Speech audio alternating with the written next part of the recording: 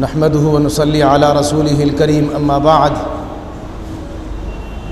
قال الله تعالى وَلَنَبْلُوَنَّكُمْ بِشَيْءٍ مِّنَ الْخَوْفِ وَالْجُوعِ وَنَقْصٍ مِّنَ الْأَمْوَالِ وَالْأَنفُسِ وَالثَّمَرَاتِ وَبَشِّرِ الصَّابِرِينَ۔ برادران اسلام، اللہ رب العزت نے ہمیں دین حق سے نوازا، مسلمان بنایا، اسلام کی وہ طاقت ہمیں عطا فرمائی جو پوری دنیا میں سب سے عظیم ہے۔ اس کے بعد بھی آج حالات میں ہم اپنے آپ کو کمزور پاتے ہیں، آج کے حالات میں اپنے آپ کو ہم کمتر محسوس کرتے ہیں۔ تمام طرح کی آزمائشیں ہمارے ساتھ لگی ہوئی ہیں، ہر طرح کی پریشانیاں ہماری طرف بھاگ کر آتی ہیں۔ ہم دیکھتے ہیں کہ جو دوسرے ہیں، جو غیر ہیں، جو باطل کو پوج رہے ہیں، جو ہمارے مذہب پر نہیں ہیں، جو اسلام کو نہیں مانتے، وہ بہترین عمارتیں بنا رہے ہیں، وہ حکومتیں کر رہے ہیں، وہ عیش و عشرت کی زندگیاں گزار رہے ہیں، لیکن مسلمانوں کا حال یہ ہے کہ وہ اس وقت پریشانیوں میں ہے۔ اسے ہر دن کوئی نہ کوئی نئی پریشانی اس کے سامنے کھڑی ہوئی ہوتی ہے۔ آخر سوال ہوتا ہے ہمارے ذہن میں ایسا کیوں ہے؟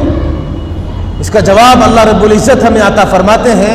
اللہ فرماتے ہیں وَلَنَبْلُوَنَّكُمْ بِشَيْءٍ مِّنَ الْخَوْفِ وَالْجُوعِ وَنَقْصٍ مِّنَ الْأَمْوَالِ وَالْأَنفُسِ وَالثَّمَرَاتِ، کہ اگر تم اللہ پر ایمان رکھنے کا دعویٰ کرنے والے ہو، شریعت پر چلنے کا دعویٰ کرنے والے ہو، اگر تم اپنے آپ کو مسلمان کہنے کے دعوے دار ہو، تو جان لو کہ اللہ تعالیٰ تمہیں ہر طرح سے آزمائیں گے۔ اگر تم مسلمان ہو تو تمہاری جان کو خطرے میں ڈال کر تمہیں آزمایا جائے گا، اگر تم مسلمان ہو تو تمہاری اولادوں کو خطرے میں ڈال کر تمہیں آزمایا جائے گا، اگر تم مسلمان ہو تو تمہارے کاروبار کو خطرے میں ڈال کر تمہیں آزمایا جائے گا، تمہاری کھیتیوں کو، تمہارے کاروبار کو، تمہاری اولادوں کو، ہر چیز کو نقصان پہنچا کر تمہیں آزمایا جائے گا۔ ایک مسلمان، اسے ہر وقت آزمائش کی زندگی گزارنی ہے۔ وہ اس دنیا کو دارالامتحان سمجھتا ہے، وہ یہ سمجھتا ہے کہ میں دنیا میں آیا ہوں تو بس اس دنیا کے اندر میری ہر گھڑی آزمائش کی ہے۔ اور کیوں ہے؟ وہ اس لیے ہے کہ اللہ رب العزت نے جو زندگی ہمیں بعد میں عطا فرمائی ہے، جو آخرت کی ہمارے لیے زندگی طے کر رکھی ہے، وہ زندگی دوام کی ہے، وہ ہمیشہ کی ہے، اور اس زندگی میں تاکہ ہمیں سکون حاصل ہو جائے۔ ہم مسلمان ہیں، ہم اللہ پر ایمان رکھتے ہیں، اور اللہ پر ایمان رکھنے کا مطلب ہے کہ ہم یوم آخرت پر بھی یقین رکھتے ہیں۔ اور اللہ تعالیٰ نے ارشاد فرمایا ہے، اللہ کے رسول کی حدیث ہے کہ اللہ رب العزت نے دنیا کو تمام طرح کی عیش و عشرت، عیاشیوں اور آرام دہ چیزوں سے گھیر رکھا ہے، تمام طرح کی لذتوں سے گھیرا ہے، اور جو اللہ نے آخرت کی زندگی بنائی ہے، اس آخرت کی زندگی کو، اس دین کی زندگی کو اللہ نے تمام طرح کی آزمائشوں سے، مصیبتوں سے اور ہر طرح کے امتحانات سے گھیر رکھا ہے۔ تو جو انسان آخرت کی زندگی چاہتا ہے، اس کو ہر وقت آزمائشوں کے اندر رہنا ہے، لیکن ہمارا ایمان ہے کہ جب ہم مرنے کے بعد اٹھائے جائیں گے، وہ زندگی اصل ہے، وہاں کبھی موت نہیں آئے گی، اور اس زندگی کے اندر اللہ تعالیٰ ہمیں سکون عطا فرمائیں گے۔ آج جو کچھ پریشانیاں ہمیں ہو رہی ہے، ان پریشانیوں میں اللہ تعالیٰ ہمیں سکون عطا فرمائیں گے۔ ان پریشانیوں کے بعد اللہ تعالیٰ ہمیں جنت عطا فرمائیں گے، وہ ہر طرح کی آسائش ہمارے لیے ہوگی، ہر طرح کی ہمارے لیے سہولت ہوگی۔ لیکن میرے بھائیوں، یاد رکھو، اگر اس دنیا کے اندر ہیں تو اس دنیا کے اندر ہمیں ہر طرح سے اللہ تعالیٰ کے لیے تمام قربانیوں کو پیش کرنے کا نام اسلام ہے۔ اسلام کہتے ہیں کہ جو ہر چیز کو سپرد کر دیا جائے، اپنے آپ کو اللہ کے نام پہ سپرد کر دینا، اس چیز کو اسلام کہتے ہیں۔ اور اسلام کا مطالبہ ہم سے یہ ہے کہ ہم جو کچھ ہے وہ اللہ تعالیٰ کے سپرد ہو جائیں، ہمارا کاروبار اللہ کے سپرد ہو، ہماری اولادیں اللہ کے نام پر ہو، ہمارے کاروبار، ہماری اولادیں، ہماری جان، ہمارا مال، سب کچھ اللہ کی راہ میں قربان ہونے کے لیے تیار ہو۔ اس چیز کا نام اسلام ہے، اس کو اسلام کہتے ہیں۔ آج ہم اسلام کے ماننے والے تو ہیں، لیکن اسلام کو سمجھنے والے اور اس پر چلنے والے نہیں ہیں۔ آپ دیکھ لیجئے کہ ہمارے سامنے کیا کچھ حالات ہیں، ہم کیا کچھ کر رہے ہیں۔ اللہ کے رسول صلی اللہ علیہ وسلم نے جب اسلام کا پیغام عام کرنا شروع کیا، دعوت و تبلیغ کا کام شروع کیا. آپ صلی اللہ علیہ وسلم تو خاتم النبیین تھے. فرشتوں نے آپ صلی اللہ علیہ وسلم سے فرمایا تھا کہ اگر آپ چاہیں تو سونے اور چاندی کے پہاڑ آپ کے ساتھ چلا دیے جائیں, اتنی عیش و عشرت آپ کو دے دی جائے گی. لیکن آپ صلی اللہ علیہ وسلم نے انکار فرما دیا. آپ نے نبوت کا کام شروع کیا تو زمینی سطح پر کام شروع کیا. پہلے دین کا پیغام لوگوں میں پہنچایا, دین کی دعوت لوگوں میں پہنچائی. جو کچھ اخلاق آپ صلی اللہ علیہ وسلم اپنے ساتھ لے کر آئے تھے وہ لوگوں کو بتائے, لوگوں کو دکھائے, تب لوگ متاثر ہوئے, تب اسلام کا بول بالا ہوا. آج ہم چاہتے ہیں کہ ہم مسلمان ہیں, ہم کلمہ پڑھنے والے ہیں, تو ساری سکون کی زندگی ہمیں میسر ہو جائے. اگر ہم مسلمان ہیں تو ہم بالکل عیش و عشرت کی زندگی گزارنے والے بن جائیں. اللہ تعالیٰ اوپر سے فرشتوں کو بھیج کر ہماری مدد کرنے پر آ جائے. ہم چاہتے ہیں کہ ہم مسلمان ہیں تو ہمارا بچہ بیمار ہو جائے, فرشتے پر مارے وہ ٹھیک ہو جائے. ہمارا کاروبار خراب ہو تو فرشتے آئے اور فوراً ہمیں سونے اور چاندی کو دے کر چلے جائیں کہ لو تم اللہ کو ماننے والے ہو, اپنا کاروبار بہترین بنا لو. ایسا نہیں ہے. ہر چیز جب سپردگی ہے اور جب اسلام کے لیے قربانی ہے تو پہلے قربانی دینی پڑے گی, پہلے اپنے آپ کو تپانا پڑے گا. نبی کریم اس ذات کے مالک ہوتے ہوئے, خاتم النبیین ہوتے ہوئے, اللہ کے رسول کے چہیتے ہوتے ہوئے, اللہ تعالیٰ کے محبوب اور اللہ تعالیٰ کے چہیتے ہوتے ہوئے سارے کام آپ نے انجام دیے. پیٹ پر پتھر باندھ کر زندگی گزاری ہے, بائیکاٹ کو جھیلا ہے, لوگوں کی طرف سے تکلیفوں کو جھیلا ہے. آپ صلی اللہ علیہ وسلم کے اوپر پتھر مارے گئے ہیں, آپ کو شہید کرنے کی بے پناہ کوششیں کی گئی ہیں. میرے بھائیوں یہ سارے کام انجام دیے گئے, اس کے باوجود اللہ کے رسول اپنے مشن پر لگے رہے اور محنت پر ڈٹے رہے, اور صرف اس کام پر لگے رہے کہ وہ دنیا کو یہ بتائیں کہ جن چیزوں میں تم پڑے ہوئے ہو یہ اندھکاری ہے, جن چیزوں میں تم پڑے ہوئے ہو یہ سفاکی ظلم کی جگہ ہے, اور جو کچھ تمہارے پاس ہے یہ سارا کا سارا قانون اور نظام تمہیں برباد کرنے والا ہے, تمہارے درمیان میں جانوروں جیسی اور بے حسی اور جنگلی پنا پیدا کرنے والا ہے. میں جو تمہارے پاس دین لے کر آیا ہوں یہ بہترین اخلاق والا ہے, یہ لوگوں کے ساتھ میں مزاج پرسی کرنے والا ہے, یتیموں کے مال کو تحفظ دینے والا ہے, امن پھیلانے والا ہے, دنیا کے اندر امن و امان قائم کرنے والا ہے, یہ غریبوں کو حق دلانے والا ہے اور ظالموں کو ظلم سے روکنے والا ہے. اللہ کے رسول نے یہ پیغام پہنچایا ہے, تب جا کر آپ صلی اللہ علیہ وسلم کامیاب ہوئے ہیں. لوگوں نے آپ کے بارے میں غلط فہمیاں پھیلائیں, آج بھی پھیلاتے ہیں. لوگ کہتے ہیں لفظ جہاد کرتے ہیں, لفظ جہاد کے نام پر بچیوں کو برباد کر رہے ہیں, بچیوں کو لے کر آئے ہیں. اگر آپ مسلمان ہوتے, آپ اللہ تعالیٰ پر ایمان رکھنے والے ہوتے تو آپ لفظ جہاد کی ڈیفینیشن لوگوں کو بتاتے کہ اسلام میں جہاد سپردگی کا نام ہے, قربانی دینے کا نام ہے, لینے کا نام نہیں ہے. اسلام کے نام پر جب جب کبھی کسی نے جہاد کیا ہے تو وہ جہاد محنت کے لیے کیا ہے, وہ ظلم کے خلاف کیا ہے, وہ جہاد لوگوں کو بچانے کے لیے, ان کو تحفظ فراہم کرنے کے لیے کیا ہے. جب جب جہاد ہوا ہے اس وقت میں مسلمانوں نے اپنے مال کو دیا ہے, لیا نہیں ہے. مسلمانوں نے اپنے مال کو قربان کیا ہے, اپنی جانوں کو قربان کیا ہے, اور تب جا کر امن و امان کو حاصل کیا ہے. میرے بھائیو یہ ہے جہاد. اگر لفظ جہاد اسلام کے اندر ہوتا تو لفظ جہاد کا مطلب یہ ہوتا کہ انسان اپنی محبت کو قربان کر دے, اس چیز کا نام جہاد ہوتا. اگر لفظ جہاد ہوتا تو اللہ کے رسول صلی اللہ علیہ وسلم کے زمانے میں لوگوں نے اپنی محبتوں کو, اپنی اولادوں کو قربان کیا ہے, اس چیز کا نام جہاد ہے. جہاد یہ نہیں ہے کہ لوگوں کے بہن بیٹیوں کو بہلا پھسلا کر اٹھا لیا جائے اور ان کو جو ہے اپنے گھروں میں لا کر بٹھا دیا جائے. خدا کی قسم اسلام میں اس کا تصور بھی نہیں ہے. اسلام میں تو کسی غیر مذہب کی عورت کے ساتھ شادی اور نکاح جائز بھی نہیں ہے, جائز بھی نہیں ہے. اسلام میں تو اگر آپ کسی غیر مسلم لڑکی کو اپنے ساتھ لے کر آتے ہو اور اس سے نکاح کرتے ہو, اسلام اس کو نکاح نہیں مانتا. اسلام صاف صاف کہتا ہے کہ یہ نکاح نہیں ہے, اس سے جو اولادیں پیدا ہوگی وہی کہی جائیں گی. اس لیے میرے بھائیو لفظ جہاد کیسے ہو جائے گا؟ لینڈ جہاد کہتے ہیں. لینڈ جہاد یہ کہ مسلمان اپنے زبردستی لوگوں کی جگہوں پر قبضہ کرتے ہیں.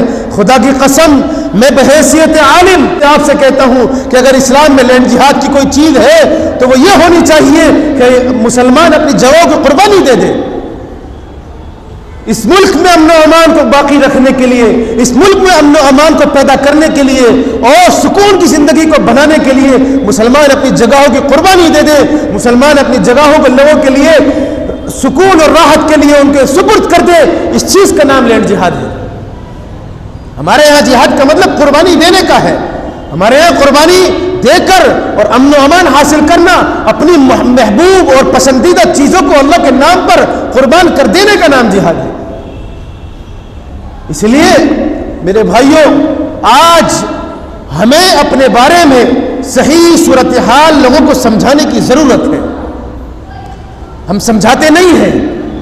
آپ یہ سوچئے کہ کچھ لوگ ہیں جو آپ کے بارے میں سب سے زیادہ پروپیگنڈا چلاتے ہیں، اور وہ چلا رہے ہیں کہ مسلمان ظالم ہے، سفاک ہے، مسلمان ڈاکو ہے، مسلمان بدنظر ہے، مسلمان بچیوں پر غلط نگاہ ڈالنے والا ہے، بہن بیٹیوں پر قبضہ کرنے والا ہے، اور وہ حکومت قائم کرنے کے لیے جو چاہے حد تک گزر کر ظلم کرنے والا ہے۔ مسلمان کی کتاب قرآن وہ ظلم کو پھیلانے والی کتاب ہے، مسلمانوں کا دین ظلم پھیلانے والا دین ہے، یہ پروپیگنڈے چلائے جا رہے ہیں۔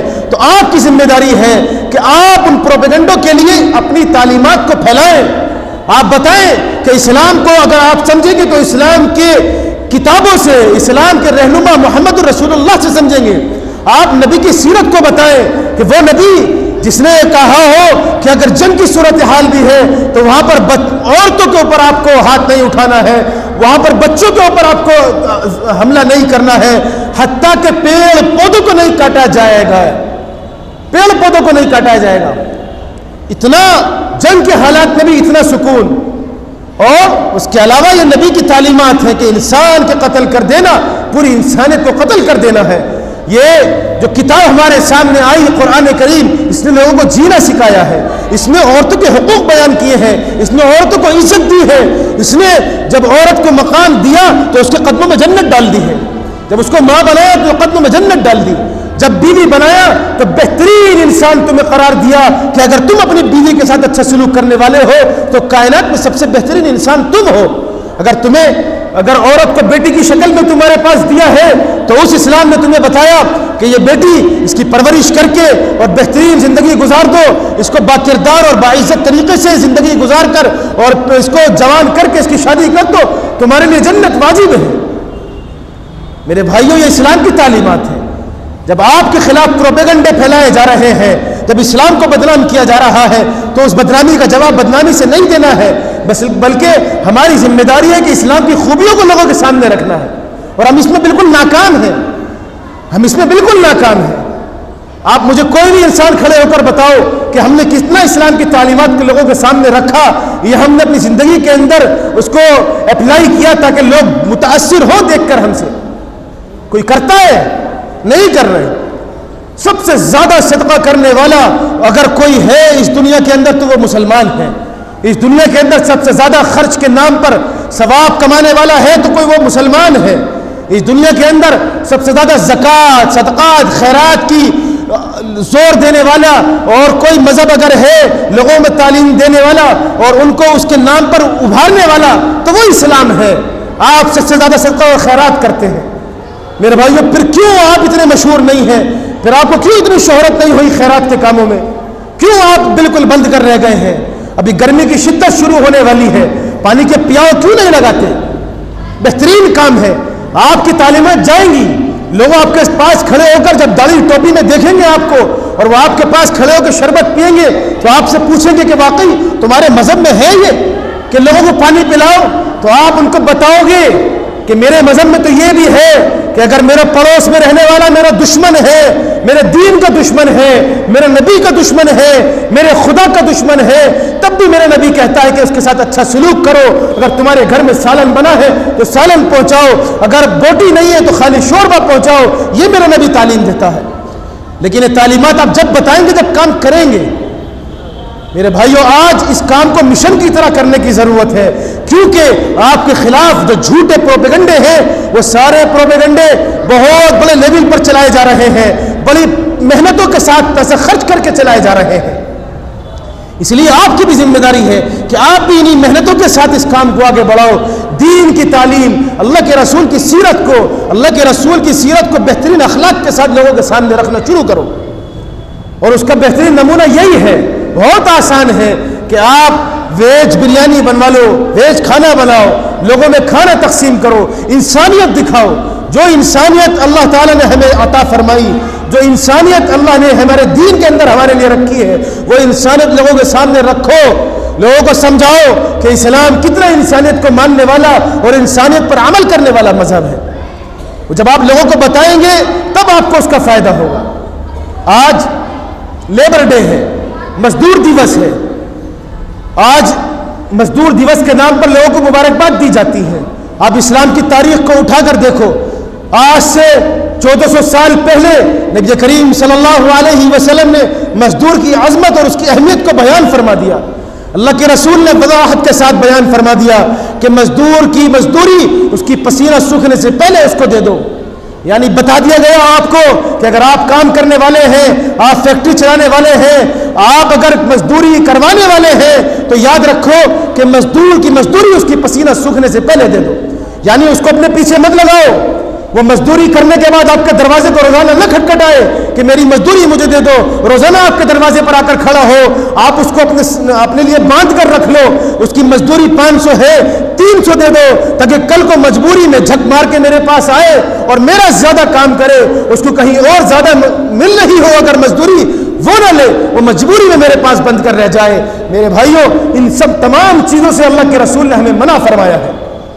آپ بہترین حاجی ہو، بہترین نمازی ہو، آپ کا برادری کے اندر اور شہر میں بڑا رتبہ ہو، لیکن اگر آپ مزدور کی مزدوری کو روک کر رکھتے ہیں، اس کی مزدوری کو نہیں دیتے، اس کو اپنے پیچھے لگاتے ہیں، خدا کی قسم اس کی آہ اور اس کی تکلیف عرش ہل جاتا ہے اس کی تکلیف سے. اور قیامت کے دن اس کی آہ کا جواب آپ نہیں دے سکتے. آپ خیرات کر دو، آپ دیگے چڑھا دو، لیکن اگر آپ نے مزدور کو تکلیف پہنچائی، اس کو پریشان کیا، اس کی مزدوری کو وقت پر نہیں دیا، اس کو اپنے سامنے باندھ کر رکھا، تو اسلام میں اس تکلیف کی سزا بڑی خطرناک ہے اور وہ حقوق العباد کے اندر آتا ہے. اللہ تعالیٰ اس کو معاف نہیں کریں گے. اس لیے آج یہ مزدور دیوس ہے. اسلام کی تعلیمات کو اس لحاظ سے بھی ضرور اپنانے کی ضرورت ہے کہ اسلام نے محنت اور ہنر، ان تمام چیزوں کو بڑی اہمیت دی ہے.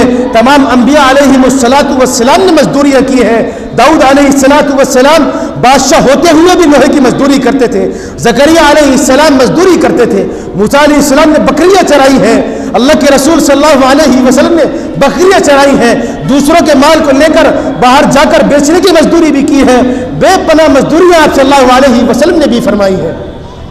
یہ تمام مزدوریوں کے کام انبیاء علیہ السلام کے کام ہیں. تمام انبیاء نے یہ کام انجام دیے ہیں. اسی لیے ان کے کاموں کے بارے میں بیان فرمایا گیا ہے کہ اس کی محنت کو سمجھو اور جو کچھ اپنے لیے پسند کرتے ہو اس کے لیے پسند کرو، وہ تمہارے ماتحت ہے. جو کچھ تم کھاتے ہو اسے کھلاؤ، جو تم پہنتے ہو وہ اسے پہناؤ. یہ اللہ کے رسول کا فرمان ہے. اس لیے آج کے دن میں ان تمام تعلیمات کو بھی اپنانے کی ضرورت ہے.